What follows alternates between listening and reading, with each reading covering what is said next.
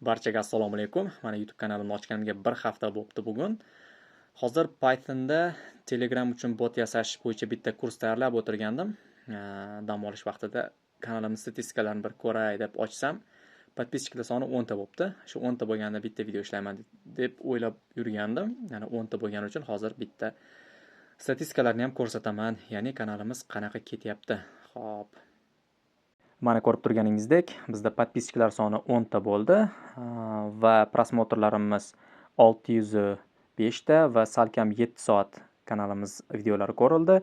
Oxirgi yuklagan videolarim ham yomon emas, 46 ta ko'rilgan, 28 ta, 8 ta uzun formatdagi videolar nisbatan albatta pastroq prosmotrlar soni. Xo'p, bu yoqda kontentga o'tadigan bo'lsak, opshi hozircha 4 ta uzun formatdagi video yuklabman va shortslarga keladigan bo'lsak, 4 ta shorts yuklaganman. Hozir men buni yuklasam, u bilan 5 ta bo'lar ekan. Analitikani ko'radigan bo'lsak, 605 ta prosmotr, salkam 7 soat ko'rilgan, podpischiklar 9 ta. Xo'p, oxirgisi yangi qo'shilgani uchun bu yoqda hali ko'rinmadi. Bu ham 10 ta bo'lib qoladi. Kontentlarimiz eng ko'pi 197 ta ko'rilibdi, keyin 157 ta, qolganlari shu holatda ketgan. Ko'ryapsiz, asosan shortslarimizda prosmotrlar ko'proq. Hozirgi momentda oxirgi 48 soat ichida 63 ta odam ko'ryapti kanalimni.